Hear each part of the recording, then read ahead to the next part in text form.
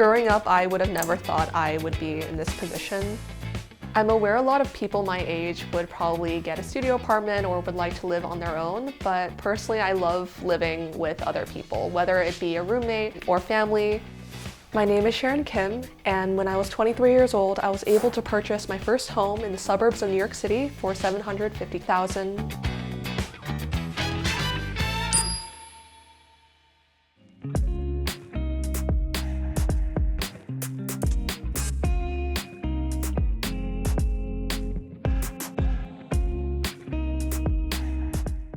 I decided to switch careers into tech because I wanted to focus more on high income skills, so I'd have more confidence to support myself to pay off any student loans post-college.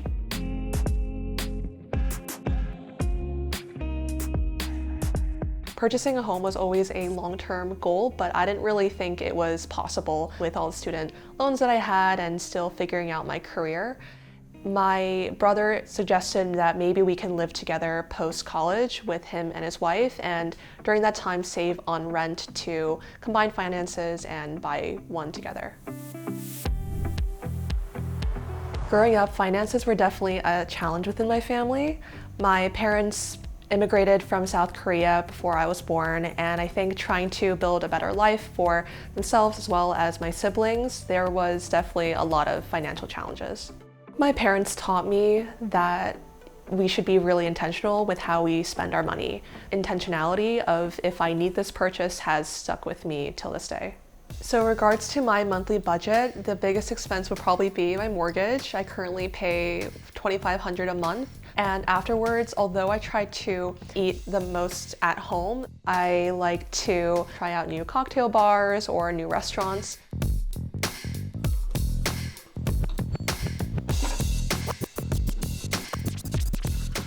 There's currently a spreadsheet that we keep track of, and any expenses, say at BJ's or Costco that we go to, it would be tracked in a spreadsheet with the receipt and the amount split in 3.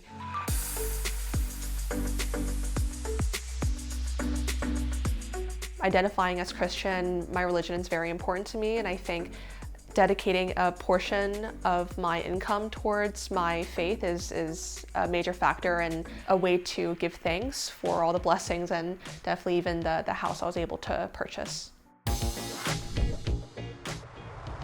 So when it came to purchasing a home, it was definitely very overwhelming as it would be our first one. I think the most important factor is knowing around what budget that we wanted to purchase our home within. So first getting an idea of the amount of savings or how much we wanted to put down, and then from that kind of working backwards of the location of where we want to live. In the beginning, when it came to the budget, I think it was really about what we were both comfortable with. We didn't want to approach it as we're going to do everything 50% you versus 50% him if, say, one was making more income than the other, because this is going to be a family house. We were both willing to pull out of all of our investments, which is what happened.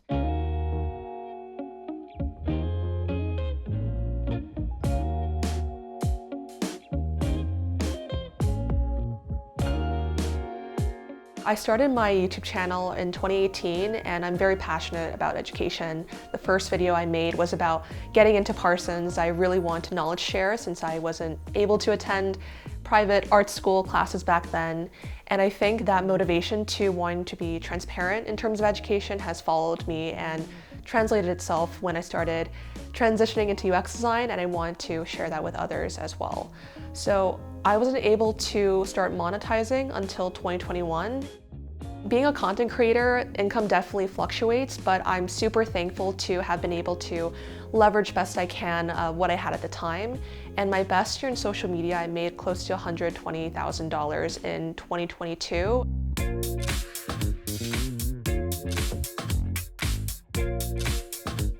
When we bought the home, it was valued around $750,000. And the way we split it is, as I'm single and my brother is married, he is covering for him and his wife's portion. So I own about 30% and he owns 70% of the home as of now.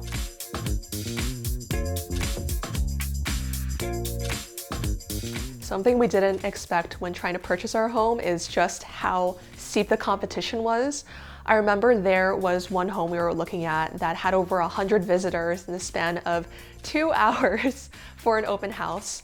And when we tried to put in our first offer, at the time it's 3.5% down, that's what we were hearing. We found out the next day that it was sold for over asking price by another buyer fully in cash. So we did not expect how expensive or how steep the competition would be.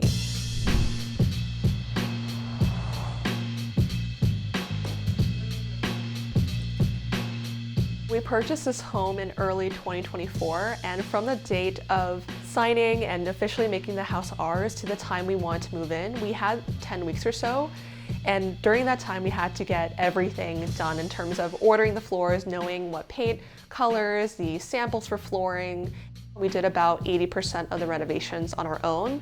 The only things we outsourced were the things we absolutely did not know how to do on our own.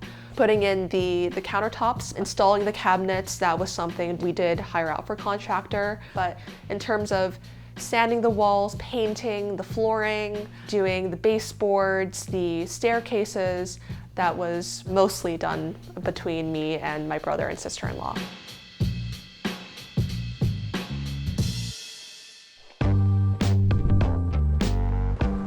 I think in terms of, say, splitting the home or the living arrangements, we ultimately kept each other in mind of what we thought was fair.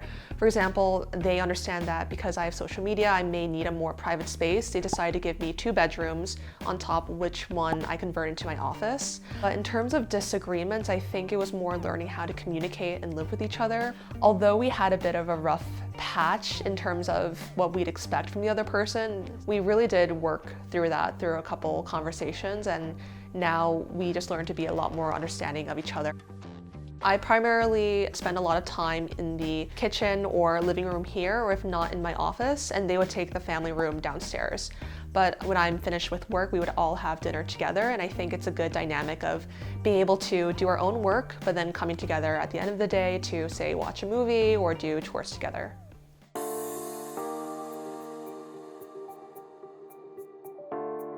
Adjusting my social life to be more in the suburbs has definitely been a bit more of a challenge. It takes a lot more time or a bit more intention to try to plan out ahead.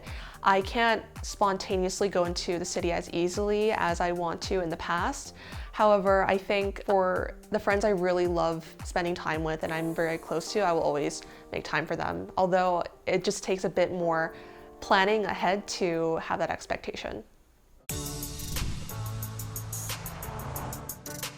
The first time we showed our parents the house, it definitely felt like a surreal experience. This was something we've been planning or felt like a dream for multiple years since first moving to America. I would love to purchase another home with my family again. There are talks with our other brother who's currently not living with us, and there's conversations of us all potentially teaming up together to purchase a sibling home for more investment reasons.